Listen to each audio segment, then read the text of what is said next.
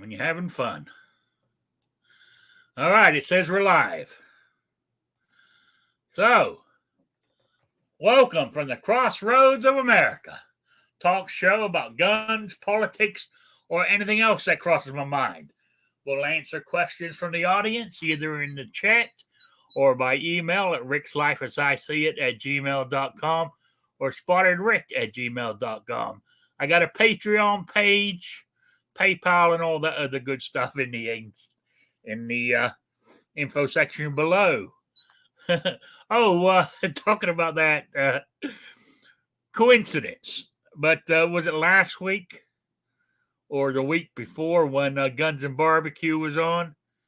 He says, don't forget Rick's got a Patreon page, right? Well, which I appreciate everybody who donates, and it's only a handful of people on there. But since he mentioned it, I've lost a couple of Patreons.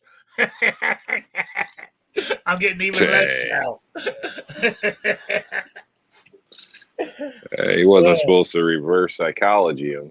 Yeah, so anyway, I don't expect anything really. I'm not that big,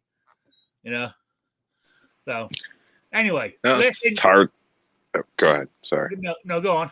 I was just saying it's technically it's hard times for a lot of people. So it is. That's people what don't want to admit it, but it's everything's getting a little bit more. It starts to add up. Yeah, it does. It does. And that's what I actually put it down to, because I've done the same thing. Out of my pay, I gave $5 spread over 3 people, right? I've cut one of them out, dropped it back down, for the same reason. So that's why I figured people done it to me too. It's hard times. So anyway, let me introduce my panelist at the moment is New York Outcast. How you doing? Doing all right. Thanks for having me. Thanks for joining us, people. Yeah, I'm hoping others will join us soon, but if they don't, me and you can handle it. All right, let's see who's in the chat. First in was Krabby Turtle, then Tactical Fud, then John Brown Productions, 2 Live Moo, then Shady Hill Homestead, Gizzard Gary, the Gun Snob. So they're all starting to come in. So that's good. I'm glad they're all here. I'm glad you spent your Saturday afternoon with me. I don't know if it looks like it's going to. Oh, Kevin in New York's here too. It looks like they're. It looks like it's going to rain here actually. So I don't know if it's going to or not. But it rained on and off yesterday here. So I feel for the people, for the part of the country that's still in drought. I think here we went maybe 3.5, almost 4 weeks without any rain. But now for the last week, I think it's rained at least once every day, So we got a bit of rain yesterday. It forecast, there really wasn't anything there. And I remember looking out and thinking, oh man, it's going to rain. And the lady ended up checking the weather app, and there was nothing on the app, like fine. And I look back out the window, and it's pouring. And I'm like, yeah, typical. So yeah. Shows you how much you can trust them. So she uses one, I use another one, and then we both have a backup. So when I'm trying to schedule things to avoid rain, I try to check everything you can, and then you still just say a prayer and hope it works out. Yeah. All right. I think let's see. What was I gonna? My actual title to my my show, my first topic was how good is good enough for defensive shooting, right? And I was reading an article about it, and because I've always said, you guys heard me. I mean, when I go shooting, when I practice or when I train, most time it's more practice than training. But long as I'm in the circle, center mass, long as I'm in there, to me, I call that good enough. Now, this article I was reading, they said you should be, but what's that? I mean, they didn't use it, but what they're meaning is that aim small, miss small, or whatever. You should be more like getting all your grouping together in the center of the center mass, and and if you're putting one in the head, make sure you get it between the eyes, type thing. To me, because what they're saying is when you're under pressure, right? If you're only just barely, you're just shooting at your center mass, you have more chance of missing it. This is what this article's saying. But if you, when you practice and train and you go for the tight groups, so if you are shooting with the adrenaline pumping, you're still going to hit center mass, like I do on a good day. They're saying you're do like that on your bad day under pressure. I don't know if that's true or not. So now it's made me think: do I need to tighten up on my shooting? Trying to get those tight. What's the word? Groupings. Should I practice more of going sort of like 2 to the chest, 1 to the head type thing than what I'm doing now? I don't know. What do you think, Rob? I kind of agree with the article, honestly. I think most people are fine with what I'd refer to as a minute a man. But if he can put them in a nice, golf ball sized group, that's better. And obviously, when you add distance into a shot, most self-defense things are close, but every once in a while, they're a little spread out. And this could possibly be in defense of somebody else too. But however you look at it. But so I think, we should all try to be better, honestly, because it's a tool to save life, so we should be as good as we possibly can be. Now, I wouldn't expect everybody to be a bullseye shooter. Everybody's not naturally going to be. But, the tighter, the better. I do agree with that. And I think under stress, you are going to perform, not as well as you may think, in a sense. There's a phrase for it here. You don't rise to the occasion, you fall back to your training. And in some cases could be your habits. So, if that is a better baseline, it's better for you. It's better for, anybody else, bystanders. So I would agree with it. I do think people are different. There's people that naturally drive well. There's people that blows your mind. They got a license. So, but they're functional. They drive every day. So, if you were to transfer that into firearms, is statistically, as long as you can kind of, hit minute of man, you should be able to defend yourself if the occasion arises by the numbers, because it's going to be close within 21 feet. So, in doing something, even if you're not perfect, is still better than nothing. In most cases, I would say maybe half the cases that, you might have had to pull a gun in defense. If you had to put a shot off, even if you missed, the other people are probably going to think twice. But this is just all my opinion. Some of this I've gotten from stuff I've seen.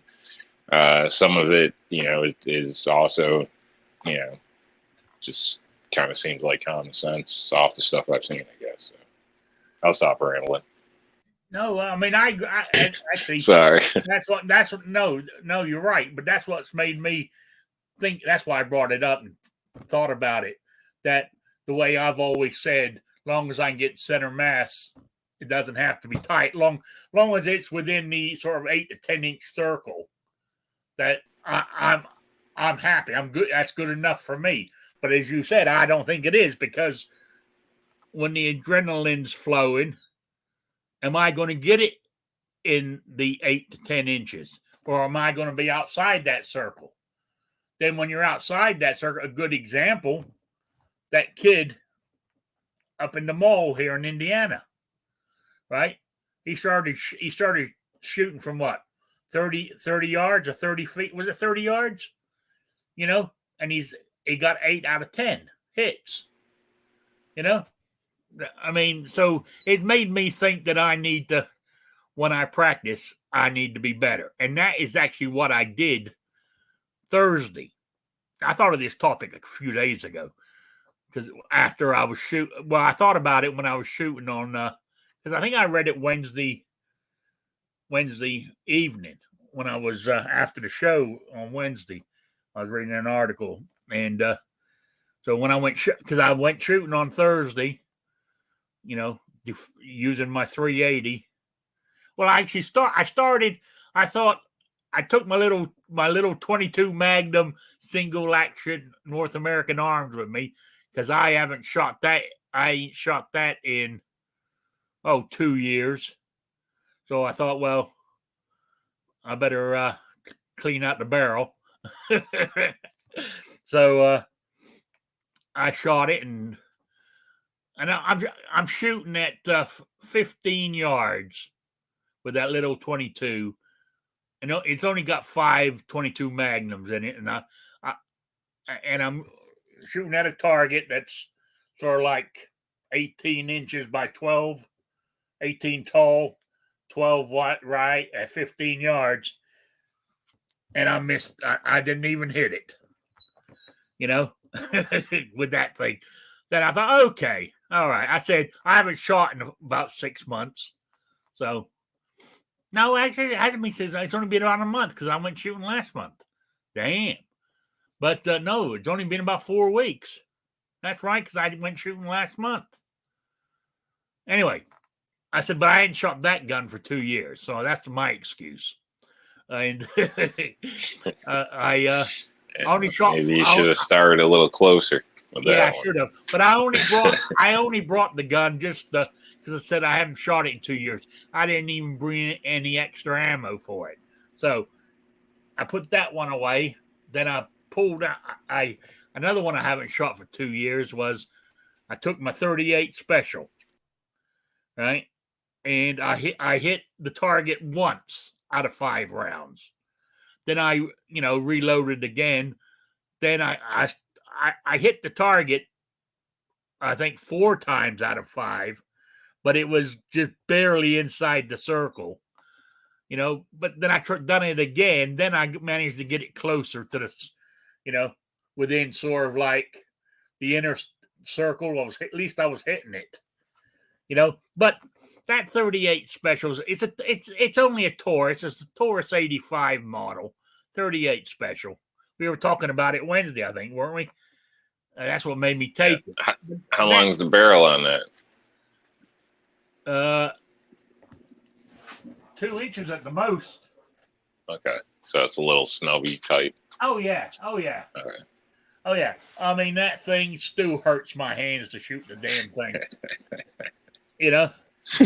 When people and when the old timers say that's 38 special for a woman, woman's got to have some tough hands to shoot a goddamn 38 special with a snubby little barrel like that.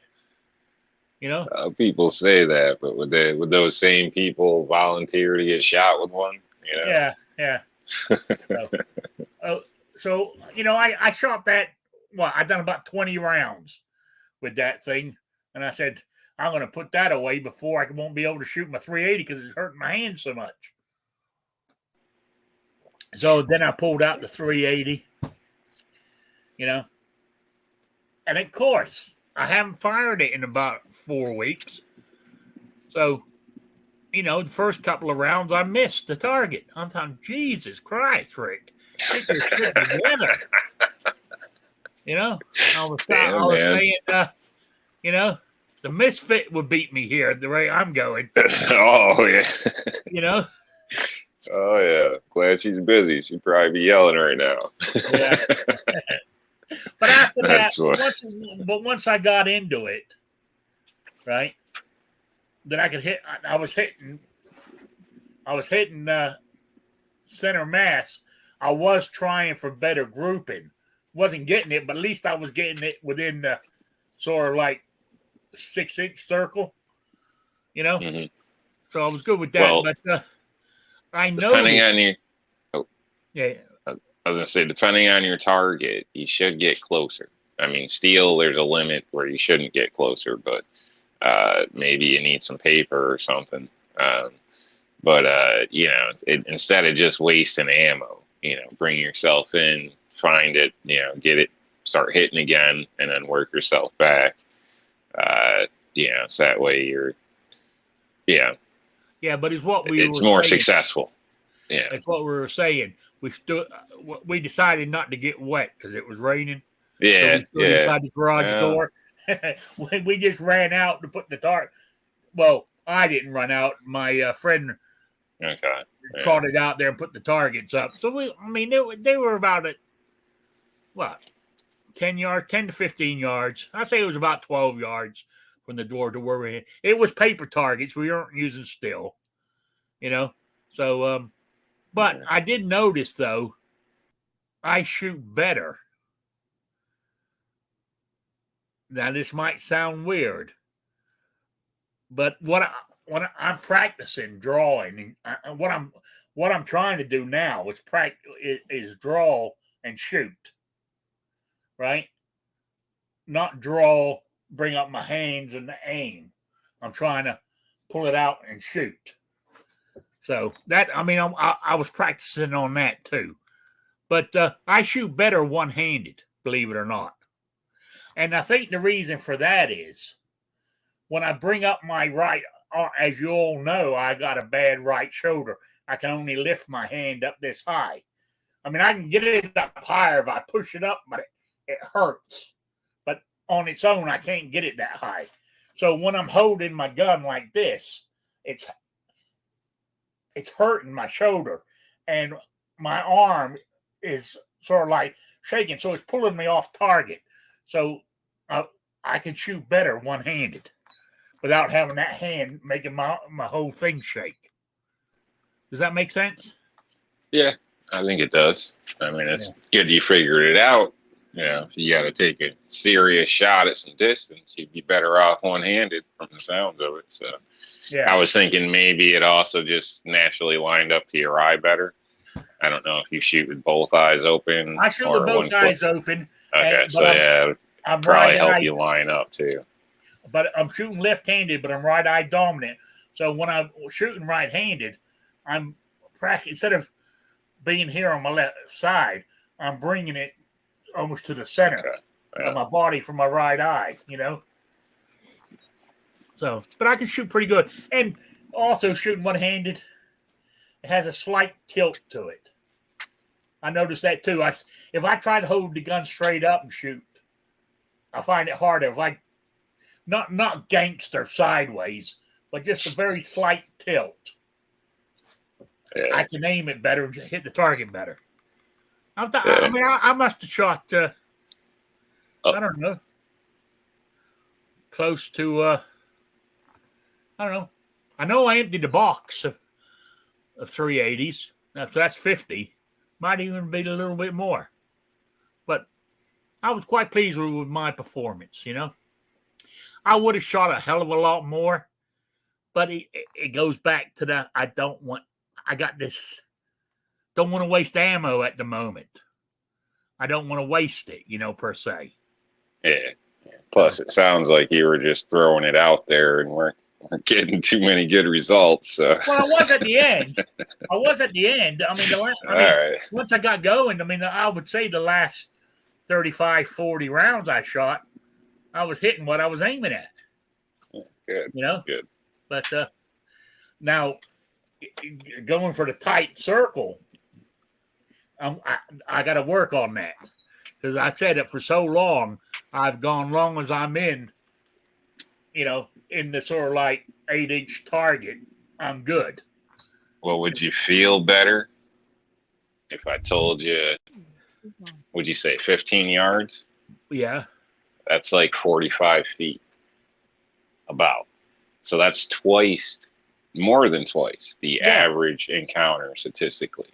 So I mean, if you're hitting it there, you're pretty good for the average encounter. I mean, you know what I mean? You probably got a baseball size area, maybe. I don't know. So so it's not as bad as you might think. Yeah. What's up, Squib? Hey, Squib.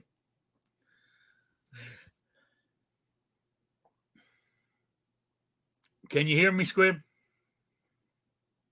Yeah, I said hey. Oh, I didn't hear you. So we were just talking about my topic. How good is good enough for defensive shooting? What I was saying, as long as my train of thought was, long as I got when I'm practicing or training, long as I'm inside the center mass, I said that's good enough. But I was reading an article, if you're under stress and stuff, are you going to miss that center mass target? So you should practice to get close groupings. So when you're under stress, you'll be shooting like which is good for me, would be bad for you, but under stress, at least you'll be still hitting center mass. That was what our discussion's about. So what's your take? How good is good enough with defensive shooting? That's a personal question or personal answer for everybody. You got a lot of people out there that just parrot the crap that these instructors say, or these YouTube channels say, or some crap they read in an article in an American Rifleman or Guns and Ammo. Sometimes that's useful, or you can find bits and pieces of it that makes sense for you, or you can use, and other stuff. It's just all crap. I don't know. Good enough. My first thing is, can you do it? There's lots of people out there like, I can do it. You can't. You can't. They start shooting, you're going to piss your pants, drop your gun, and run away. You're not going to engage the threat. So let's get past that before we worry about how many rounds in your mag, or what caliber, or what classes you've taken, or what range do you practice at, or do you practice mag changes? Do you practice weak hand? Do you practice? I hear a lot of people out there that they talk big, but I guarantee you they would drop their shit and run. Yeah, I would imagine so. I mean, hey, I've never been in that situation. I've never been in the military. I mean, I think I wouldn't drop, shit my pants and run, but you never know until it actually happens. You could also have the person who makes poor judgment and injects themselves in a situation that they have no business in, making it worse. It's a judgment call, and sometimes you don't have all of the information you need to make the best judgment or the best decision at that particular moment. So you have to work with what you have. That's part of the reason why sometimes the police screw things up. Not the only reason. When they've got everything right there in front of them and they still screw it up, that's just bad, unprofessional, right? The whole thing about, well, you shouldn't engage the target because what if the cops show up and they think you're the bad guy? Or what if another concealed carrier holder sees you shooting and thinks you're the bad guy? All right, don't engage the target. Let people die. Go right ahead. Do it. This is what I mean. It's a personal decision. It's a lot of things are just a personal thing. For some people, they're like, this gun is here for me and nobody else, or me and my wife and kids and nobody else. And other people like, I'm the sheepdog. And so really talking about how far away you practice or any of the other stuff, for me is irrelevant because a lot of people can't get past that other stuff. You're going to do what you're going to do. If you decide you're not going to carry, then you're not going to carry. If you're going to carry, then you're going to carry, and then take it from there. Right. So I don't really play into all this stuff because I just hear a lot of people out there that's like, I took this class, I took that class. And one guy says, oh man, if you don't shoot a gun once a week, you're going to forget how to do it. It's like, jeez, dude, really? Well, I mean, you can get, you can get rusty, but it only normally takes me a mag or two to get it back to get it back to where I was, Kind of, yeah. Yeah. I think there's a way you can kind of, get a feeler. I don't know if I should even say this, but I already started with that. But if you're the type of person that got a gun because you're afraid to take a hit, like physically, then naturally it might be more of an issue to actually go through where you're risking, something like that, in my opinion. But then again, people surprise you. Heart comes in all different shapes, sizes, colors, creeds. So sometimes it's an unarmed mom jumping in the way of things. So I don't think there's a tattoo or club to point that out. It's within the person, and you might not even know you have it. So I think you should try to practice because maybe that day you look around and it's you. So. Real quick, I just want to answer something from the chat. Tommy Gunn, I believe he's in Canada, isn't he? I thought so. He goes, what do you have to qualify for conceal and carry? What distance? Well, in a free state like Indiana, you don't have to qualify to be able to carry. We're a constitutional carry state now, but even before it was a shell issue, you just fill out the paperwork, pay your fee, and you got your permit. No, you're not a constitutional carry state. You're a limited constitutional. Permitless. A permitless state, yes. Yeah, that's what I meant to say. I used the wrong word. But now, when I was in Rhode Island, it was different. To get a concealed carry, you had to qualify. You had to get 195 points out of 300 at an Army L. I think it's called an Army L target or something at 25 yards. So in other words, you had 30 rounds, and you had to score a minimum of 195 to qualify. I got 205. I just scraped over, but you had to do that at 25 yards. And whatever, if you qualified on a 45 ACP, they would allow you to carry any firearm, any size. But if you say you qualified with a 9mm, all you could carry is a 9mm and lower. That was Rhode Island's thing. So I just wanted to clarify that for. I think we had 21 feet. I can't recall. I got a video up. I don't remember what it's titled, but there's a photo of the actual class I had to take here in New York. Would show the distance of the targets, but I think it was. I'm pretty sure 21 feet, but there wasn't any kind of accuracy test. It was more of a safety thing, which I thought was, I thought the whole class was hilarious.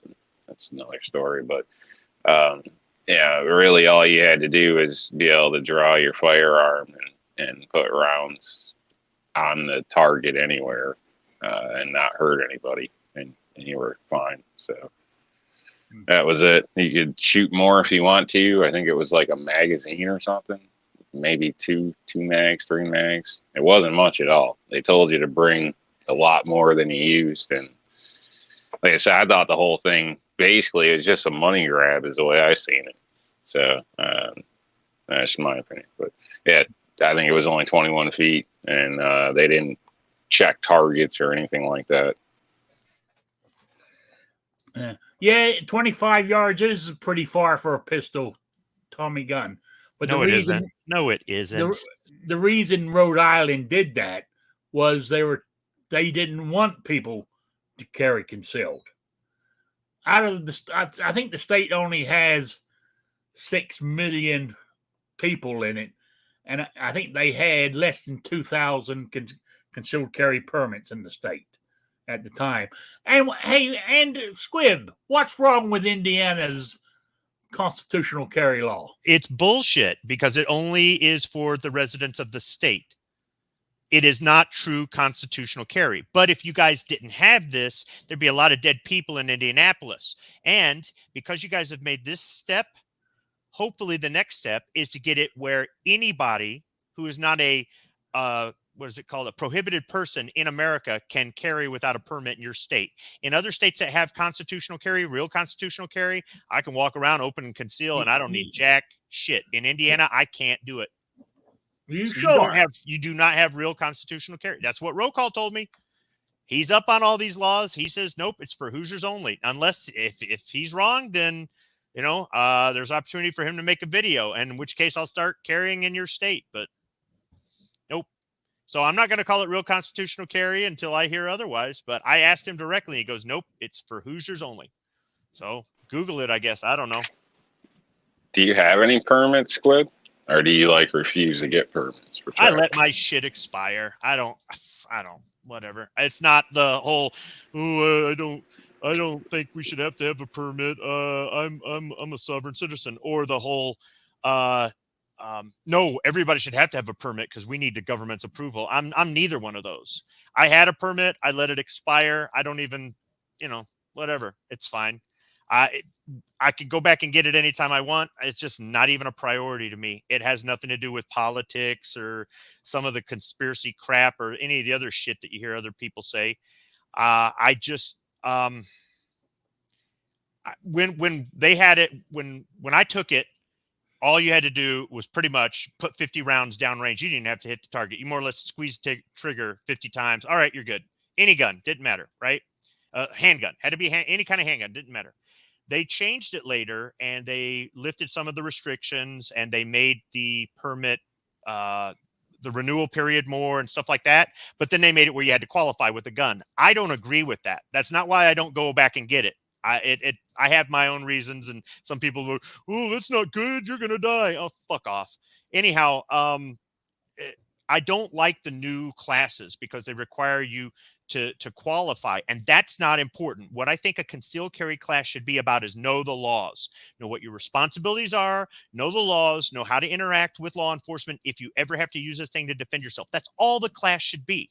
Whether you take an online class, whether you go to a classroom, whether you sit in you just take a questionnaire on the internet or something, that's all a concealed carry class should be, is about the law, not about practice and training and that crap. It's all right. I'm reading, let's see, I'm trying to find it. Everything I've read so far does not state that it's for Indiana only. But I'm skimming through it, speed reading, so I couldn't miss it. But right now, it says anybody who's legally allowed to carry can carry. But I'll read it more. I'm trying to host a show here. I'm just telling you what he told me, man. I don't know. Yeah. Well, I'm going to check into that because I thought you would be able to, but maybe I am wrong. But I'll research it some more when I'm not hosting. So, all right.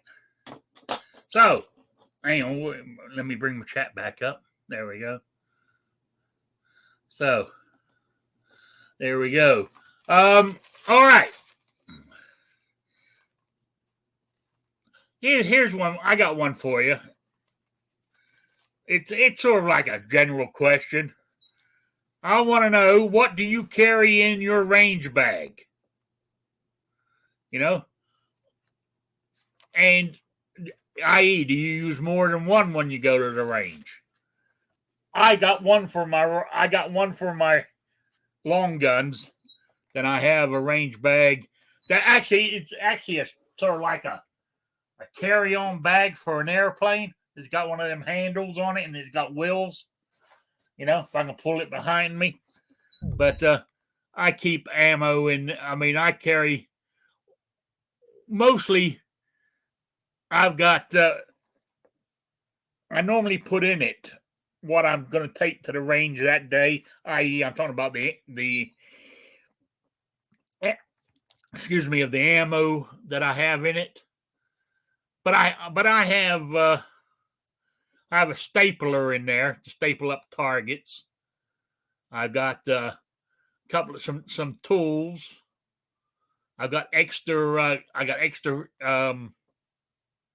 safety glasses. I've got extra ear plugs. I have a tourniquet in there and some clotting stuff just in case. You know. What else is in mine? I think that's about all I got inside mine. Plus whatever guns and ammo I'm shooting. Then of course, if I'm going to shoot long guns, I take my other case with me. And same principle. I carry the ammo inside that bag too with my long guns. That's what I have in my range bag. So and it works for me. I mean, not so much now. I mean, but when I used to, when I went shooting in Rhode Island, either I went indoors. Of course, everything's concrete, so that it rolled along the ground quite nicely. And even when I was shooting outside, we had a concrete strip we could use. So I mean, so my roller thing worked great. Oh, it's not in my range bag, but I also, I normally, if it all depends, if I was outside, I would park my truck right up where I was shooting, so it was there. I got one of them roller things where I could roll up to pick up all my brass, you know. Yeah. Oh, Gizzard Gary says, according to USCCA, Michigan resident can carry in Indiana. But Squibs left us. Maybe he didn't. I don't know if he got busy or he doesn't like my topic. I don't know. So what about you and your range bag there, Rob? I'm pretty simple. Depending, my range setup has changed lately. Not lately as in recently, but since I've started making videos. So typically I just use the backpack. Now I can use a backpack or a bag, depending what I'm doing. So I pretty much normally just use this bag for whatever. I can throw an ammo can in there. I know I got my ear protection in there. Probably just double check here. Some gloves, golf ball. So basically, I can throw an ammo can right in there too, depending what I have. So toothbrush, so hygiene. But basically, there's some survival stuff in there, including tools. So therefore, something comes up. But honestly, I don't have issues with my guns like a lot of people. So I used to bring tools. I used to load this bag up with a bunch of tools and stuff and take this in. I had to buy this to go inside to a club that I went to for a while. And this was a cheap bag that's held up well. I can actually fit 2 rifles in there. That's pretty much it. Extra Ear Pro. What's that? You carry any first aid stuff? Yeah, I've got a little bit, tiny pouch over on the side. There's normally, I had a tourniquet in here as well. So, I keep a towel in here, and that's another thing I use for, it's not there. Yeah, but I mean, where do you shoot at now? I.e., what we see when you do your videos. I mean, you got to hike in there. You can't drive in there, can you? Well, I can drive pretty close to where I'm at now. Oh, Before I okay. couldn't. I hiked to a different place. But sometimes I'd actually park on the main road and just hike in if I drove my car there. Okay. But the quickest way out is actually overland, not the road. So if something medical was to happen or something like that, depending on the circumstance, and there's not really good phone service there either, the quickest way out would probably be hiking it off the hill one way or the other. So to residences, in a sense, or where an ambulance can get to you quickly or somebody. All right. It's a long drive in. Yeah, hang on. So I'm trying to get back to my screen here. I've lost my. Okay, there we go. Sorry, I was hit the wrong button. There we go. Okay, all right. What? So what else was it gonna? I mean, my own thing here is, and I know you do on this one. This question: do you make your own targets? I don't. I make my own target stands, but I use still targets, round still targets, or paper targets that are that are pre-printed that I've bought. I did use. I haven't used them since I've been here, but when I was in Rhode Island, I would use paper plates. I would staple those up on the boards they supplied at the range I used to go to. But no, most of all my targets that I use now are either still targets. Now the stands they go on are made, or a lot of them, because I shoot at my friend's place now. A lot of them are sort of like the still target is hung up on wire between trees and shit like that. I do have a metal stand that I made. Well, it's not metal. Like, I guess you call it metal. It's made out of electrical conduit, 5-foot strips. So the legs are 5 foot high, and the bar going across the top is 5 foot, and my targets hang on hooks. My steel targets hang on. I have 4 of them going across the 5 foot. But that's it. But that's about it really on my targets. But I know you make all yours are handmade. I know you got steel targets, but mostly your stands and stuff are all handmade, aren't they? Yeah. I make all my targets in a sense, just because I'm cheap. So I had one given. I think it was given, or maybe I won it, I believe, from Buck Stanley. So one that's rated for, or that's AR 500. Other than that, I'm using pretty much cheap steel. So, but again, I'm cheap, so I try not to shoot expensive stuff all the time. And for the cost, I don't know. People say, the ring, or it's not safe, but I can hear it, and I've been shooting it for years, and I don't have any issues. So if I use shotgun too close, I'll ding up the plates, obviously. But I slam them down, drive over them, or throw them in a vise and yank on them a little bit, and they're pretty much back to normal. Or just turn the target around and shoot it again. I've done that too. So basically, I've had good results with mine. Same thing with the stands. Built something that was similar to what I've seen in the past, but just for my needs, and just worked out good. So for paper or steel. Yeah, I was shooting at, not this time, but it was last year, shooting at a round steel target with my AR-15 at 25 yards. Right? It would hit that target and it would practically spin it around on the on that 5-foot pipe I got going across the top. You hit that target, and it would almost spin around. Then I hit it. It would hit it so hard, but one time I missed the target, and it's hanging down on these thin metal hooks.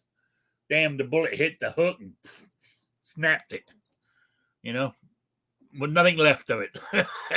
it vaporized it.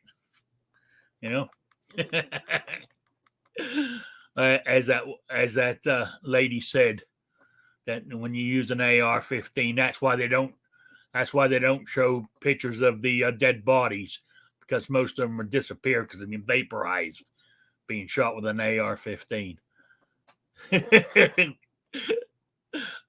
Oh, when I heard that, I laughed my head off. I thought, Jesus Christ, there are some real stupid people out there. But normally I don't shoot 25 yards with my AR-15. I'm normally shooting, 75 to 150.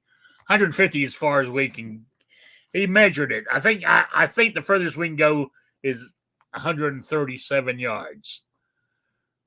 Then we're backed up against a rock wall type thing. Well, it's a hill, actually. It's a rock,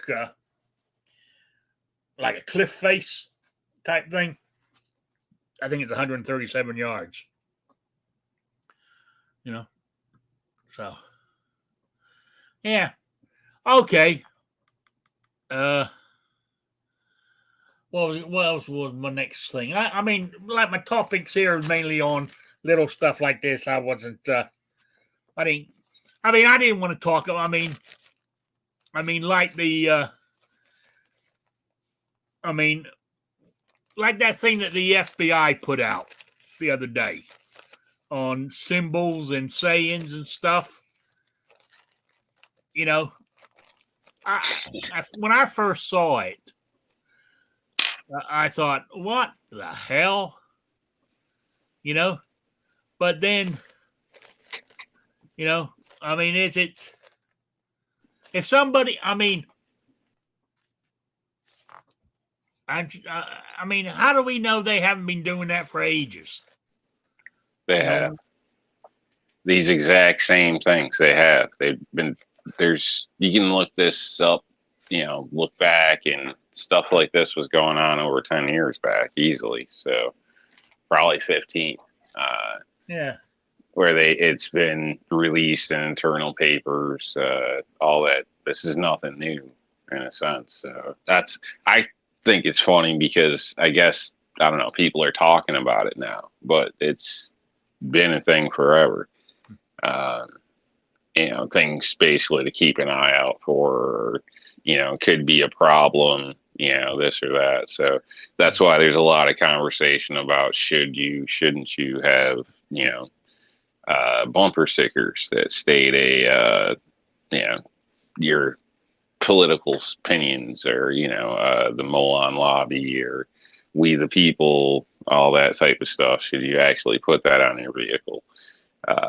It's debatable. There's a lot of law enforcement from, at least from my understanding, that are in a sense pro 2A or whatnot. But at the same time, there's a lot that aren't either. So it's kind of a 50-50. Do you want to be flashy and advertise or not? So, granted, I think it's ridiculous because a lot of the stuff, there's actually a fee list out there. If you're a veteran, you're already on a list, especially if they consider you disgruntled or not a fan of the government. And then any of these flags, things like that.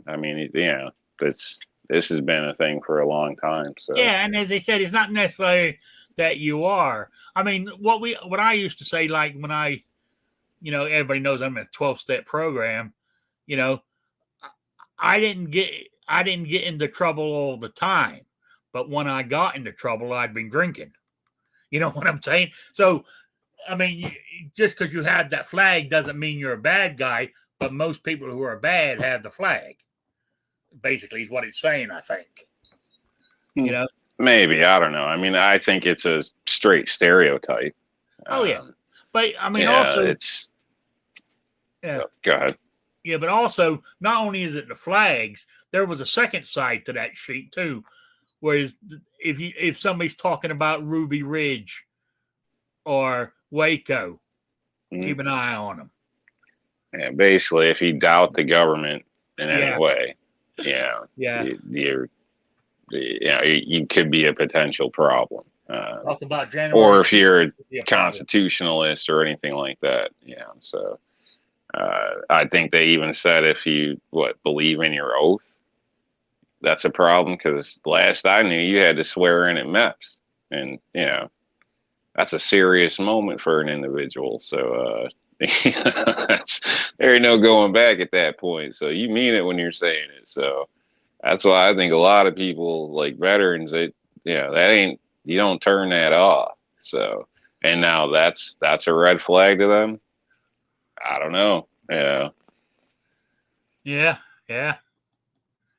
I know it's weird, But even what's her name? I'm trying to think how she worded it. That what's her name? Liz Cheney.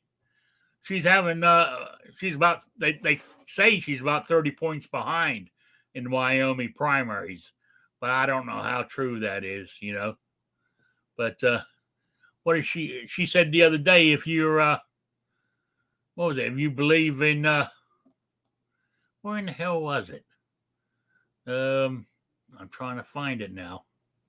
Where she said something about Republicans cannot be both loyal to Donald Trump and loyal to the Constitution. That's basically, I mean, that's the kind of people we're dealing with, So. But anyway, you're right. I mean, but did you see where Ted Cruz asked the head of the FBI about that, all those flags and shit? I thought that was cool. That was kind of cool, really. He goes on there. Is it the what's it called? What's the flag that has the American flag that has the round circle stars? Betsy Ross flag. Is that what it is? It's listed on there that if somebody flies one of those, they could be a violent extremist. And he pulls up 2 photographs showing Obama and Biden at their inaugurations with those flags hanging behind them, which I thought was kind of funny. Tommy Gunn never forgot my oath. Yeah, when I was a federal employee, I had to swear my oath to the Constitution of the United States. And I believed it, and I still believe it today. I think just because I quit the government doesn't mean my oath still doesn't stand. So, like all this, people don't want to be, so the government knows all about me because I was a federal employee. They already got my fingerprints. They already know a bunch of shit about me. Otherwise, I wouldn't have been able to become a federal employee. So, anyway, there we go. Hey, AR Guns. Good to see you. Yeah. Oh, I know. I got a quick question for you, Rob. Do you use, like me, I use good old Ballistol to clean with. I use it for everything. You know what I'm saying? Or are you a good old Hops number 9 type of guy? CLP. Yeah. I mean, like when I cleaned my 3 pistols the other night, I drench them in Ballistol and let them soak for a little while, then just wipe them up, and they come out spotless, pretty good. Yeah, yeah. I don't know. I've always been a CLP guy, I guess. The military's when I really got into guns myself. I shot them prior to that. Yeah. And technically, my mom got me shooting guns initially, so it's kind of a different story than most people. But when leaving the military, there wasn't no way I wasn't going to own, firearms. That's just what it is at that point. So, and then you come back to New York and you're like, oh my God. So, but yeah, it's been CLP pretty much ever since. I think, I don't know, it's worked fine for me. Don't have any problems. And actually, I've had some strange compliments, over time where people wonder if I actually shoot my guns. And maybe that's something to do with cleaning them after use every time or what, or maybe CLP is helping the finishes along as well. I can't say, but it's always worked fine for me. Doesn't stink too bad. It's fairly easy to clean up and it's cheap. So it's perfect. Yeah, see, but I mean, like as I said, I use Ballistol, which is a CLP basically, but it ain't cheap though. That's the problem. I think you're paying for the name, But I do love the smell of Ballistol. A lot of people say it's horrible, but but I must have a funny thing because when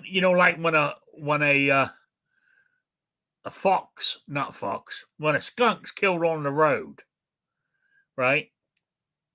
You can always smell them, right?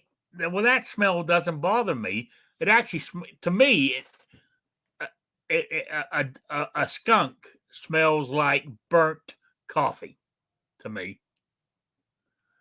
Am I weird? Oh, you're definitely weird. I think that's that British part of you. You think so? I think skunks are horrible, especially you didn't even hit them. You go down the highway, and then the next thing you know, it just lingers. Yeah, but what I'm saying is, it lingers. But to me, it smells like burnt. You know how you leave the coffee at the bottom of the pot and it burns? That's what it smells like to me. It smells like a wretched ran over gas exploded skunk to me. Yeah. Maybe that's why I like the smell. I mean, like I don't have a problem with the smell of Ballistol, and a lot of people say it smells horrible, but to me it doesn't. So I don't know. There might be something wrong with the old sniffer. I don't know. Yeah, but I do like this. I mean, even though I don't use it, I do like the smell of Hops Number 9. I do like the smell. I like the smell of gun oil, guns. When you're like when we were shooting the other day, the smell of gunpowder and stuff. I love all that. I like the smell of gunpowder. Yeah, that's a good smell. Gunpowder, like gasoline. Yeah. Not too strong, but like just a slight whiff of that. It's good smells.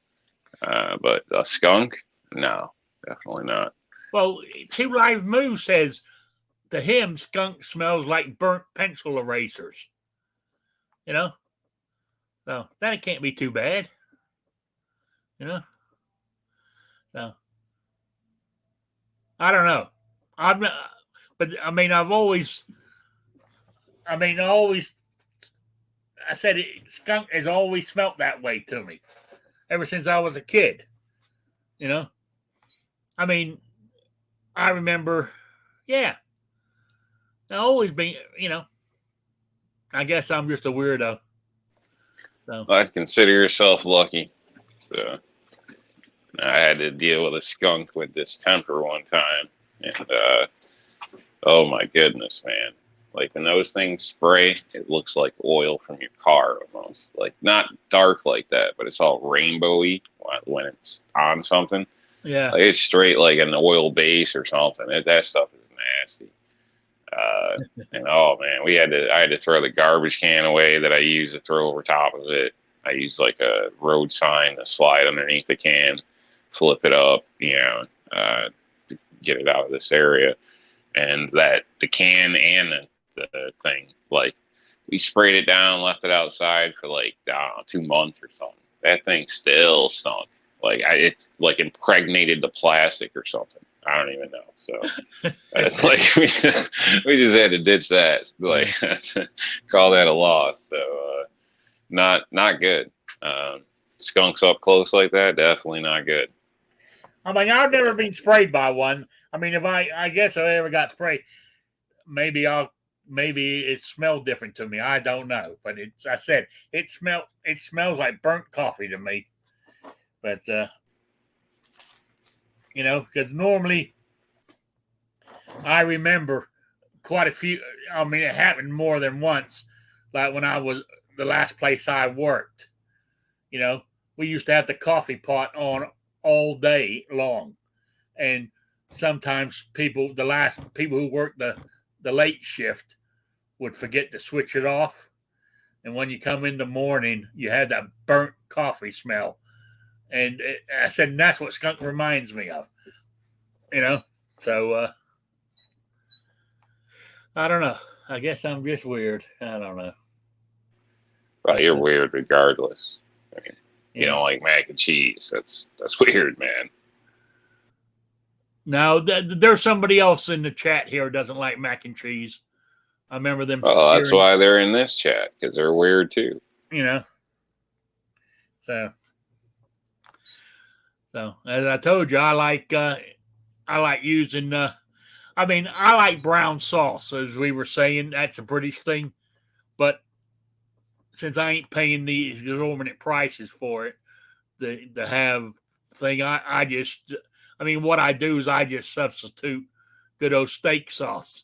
It's a bit more runnier because brown sauce is slightly thicker, Yeah, but I use steak sauce, so on everything from eggs to my Brussels sprouts. I put it on everything. It's cereal. No, I don't go that far, Two Live Moo said my dog got skunked right before a 3-hour car ride home. That was not fun. Yeah. That's crazy, man. I don't know if it would work with, like, if we got skunked like that. But normally, if, when I was working in the meat shop, right, and our waste barrels, sometimes some of those waste barrels they'll be sitting in the cooler for a week before the guy came to pick them up. He only come once a week to pick up all your waste, and they would start to smell. And what we used to do was take ground cinnamon and sprinkle. Well, not liquid. I wouldn't call it sprinkling. We used to put quite a bit layer over the top of it. Kills the smell every time. So I just thought maybe if you got a dog who's got skunked and you got to get him home, try to get some cinnamon and sprinkle it over the dog. I wonder if that would, knock down the smell a lot. No. Here's what you do. Run to the Family Dollar. You buy the smallest little kiddie pool you can find. All the tomato soup they have, you might as well get the off-brand, because I think it's just a tomato that reacts with the acids or something. And then you go to the nearest car wash, and when nobody's looking, you douse your dog and give him a bath in tomato soup, and then spray his ass down, and it should be like 80% better. Yeah, but goddamn, you're giving the dog a damn. He's going to have issues for the rest of his life. Nah, it'd be fine. Don't let him eat any of that soup. Well, that's a wives' tale with the old tomato, isn't it?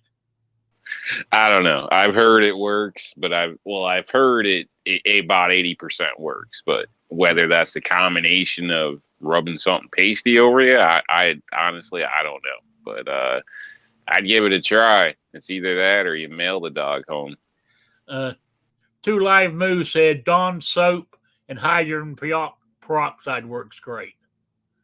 Yeah, but there you go, the car wash. But yeah, I guess what you're saying to get. I mean, I don't know.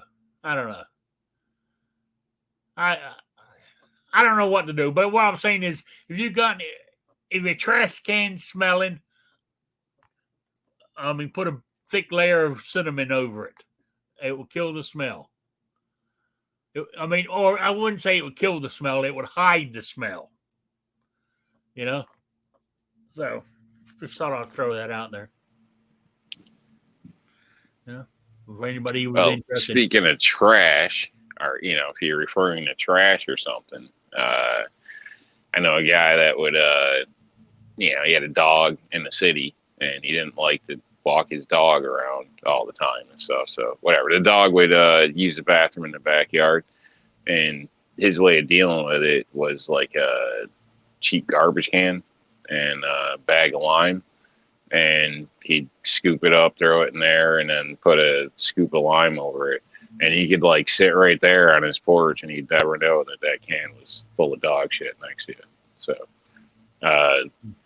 it killed the smell, and it ate the poop or whatever. So and it was honestly seemed like a cheap and efficient way to do it. If you end up, way down the line actually filling the can of lime, then suppose you could probably use it, but that might just be time to get a new can and bag or something, or a new bag or whatever.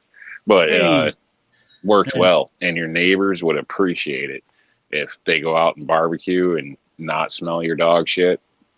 We really like that.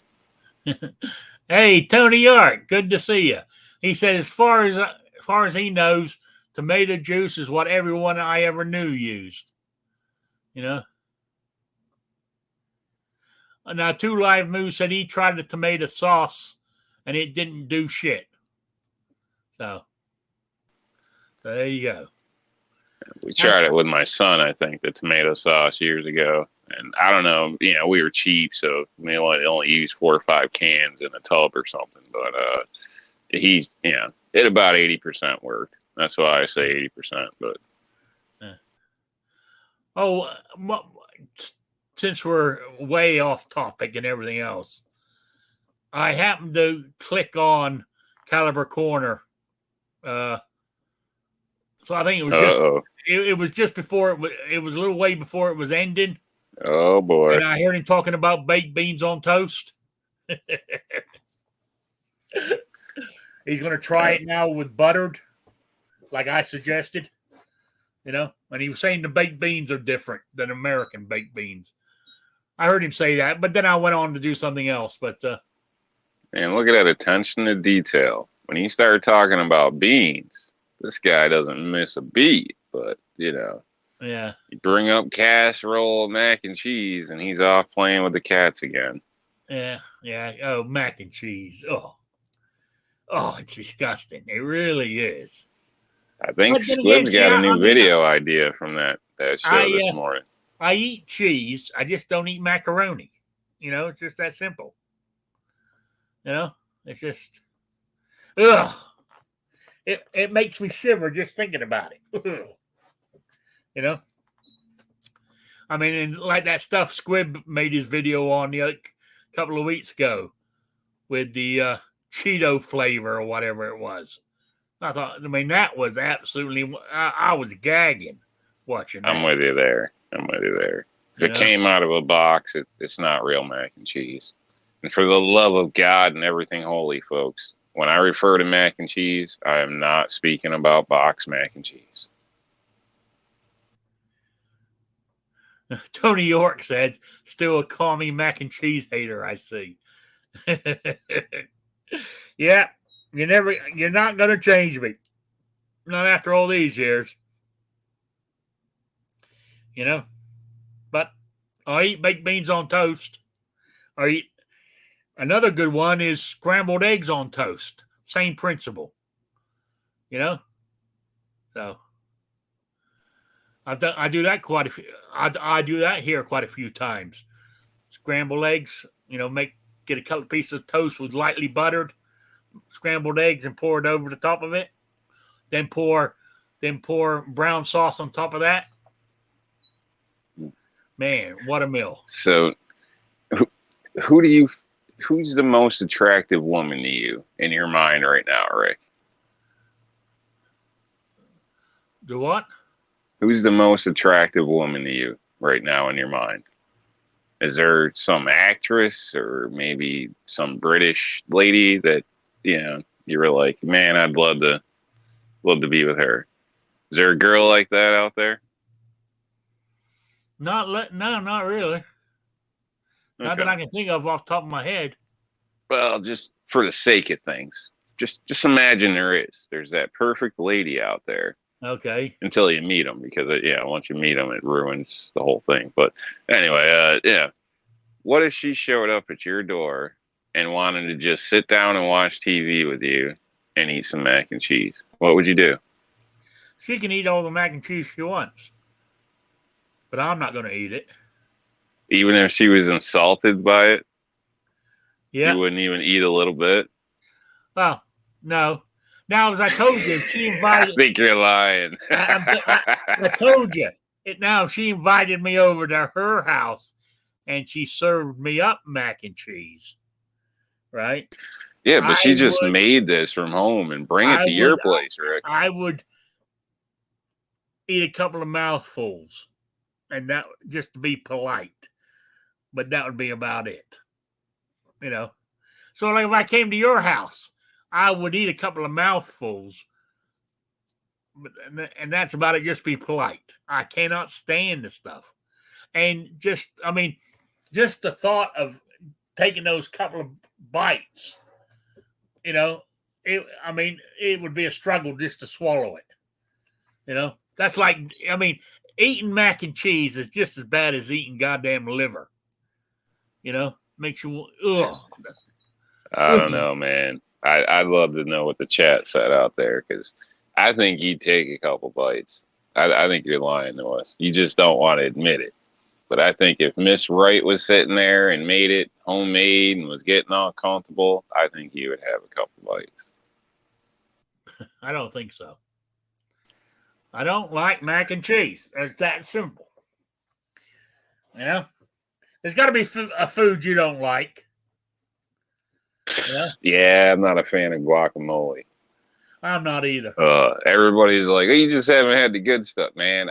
Everybody that says that, it still ain't good. I don't know what to tell you. The avocado is okay, but I'm just not a fan of guacamole. Does that make sense? I don't know. I really don't know.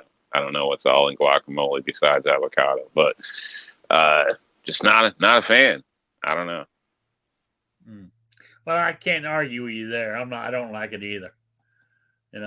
I don't know, but mac and cheese just doesn't appeal to me. So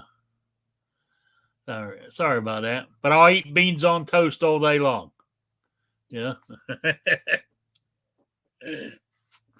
All right. Hey, it's after it's 4:15. I'm going to wind this up. We lost Squib earlier on. And we're just waffling here, not talking about anything really. But anyway, what I was going to mention, there was something I was going to mention. The quiz. I had one more entry since last week, or since Wednesday, I should say, and the entry I got was correct. So I got one correct entry at the moment. And what I want to know is, see if I can I'll try to give you the answer without saying it. This is for next Saturday. What I want to know, 1957, I think it was at the Springfield Armory where the Army done tests to, choose a new battle rifle or army rifle.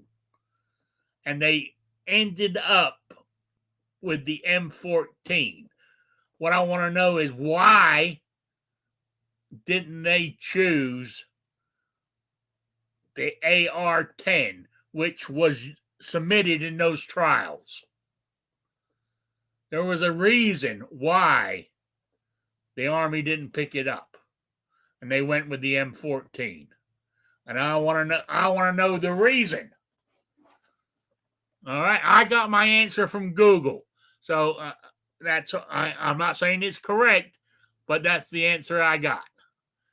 So email me at rickslifeasiseeit@gmail.com or spottyrick@gmail.com. So there we go. So email me your answer. Be in for the swag pack. I believe it was 2 Live Moo. I believe yours is the correct answer so far. You know, if nobody else answers it, you'll be the winner. Because the other 2 I only got 3 entries so far, and 2 of them are wrong. So there you go. So people out there are literally going to get beaten by a cow out on the pasture. Yeah. Yep. Yeah. All because they don't look it up on Google. You know? Hey, I practically gave it to you. All you got to do now is type in 1957 rifle test in the Springfield Armory. I'm sure it give you the right. I'm sure it give you the answer. Do patches stick to cows? Like, does Moo need a patch wall, or does he just open the mail and slap that on his side, or what? How's that work? I don't know. I don't know how he does it. You know, so no, I reckon. No, they might. No, unless I don't know how if they would stick to him or not. You know. Well, the hair is usually like short and straight, right? To my knowledge, my recollection. So maybe it wouldn't. Yeah, I don't know. So anyway, so that's the question. So you got to email me with the answer by next Saturday, 12 noon Eastern time, the only time zone that matters. And you'll be in for the swag pack. So there we go. What I want to know. No, I don't. Yes, I do. I need to know because I remember I told him I was late. And if Gary Gizzard's still in here, did you ever get your package? Because I never heard you say or anything. If you haven't, let me know, and I'll resend you another one. You know, that's what I wanted to know. I meant to ask you last week. Because normally people will say, "Oh, thanks, I received it" or something, and I haven't heard anything. So, because I remember I told you I forgot to do it because it was hidden or whatever it was, but I did mail it, and I'm wondering if you received it. If you haven't received it by now, I'll just mail you another one. So I got another one here all ready to go right here. So, same thing just happened to me with Squib.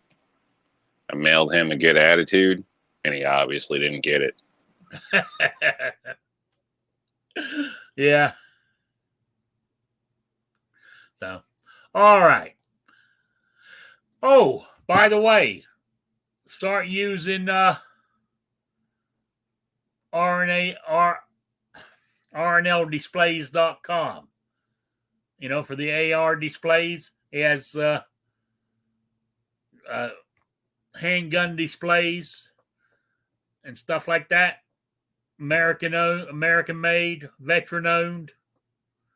And checkout, type in Rick's Life and get a 15% discount. So there you go. I'm using the wall mount where my AR-15 behind me is hanging on the wall there. That comes with it with all the hardware to hang it up there too. So there you go. Now, oh, it ain't up there. It's right here. And that's the desk. That's the desk mount right here. So comes with this and the wall mount. So there you go. And all right, I got that out of the way. So you got any shout outs or plugs, New York Outcast? I probably should, but I'm drawing a blank. And then G23's got a show later, or supposed to. I don't know if he canceled or something. Let's see. Yeah, you already mentioned R&L Displays. I am working on some more pieces to throw up there. So if you're waiting for like a gun stock handgun or something, they should be available shortly. Also, plan on getting the AK stuff up there too, so soon as well. So, but anyway, other than that, thanks for joining us. Obviously, eat a salad, pay with cash, and have a great day. All right, thank you.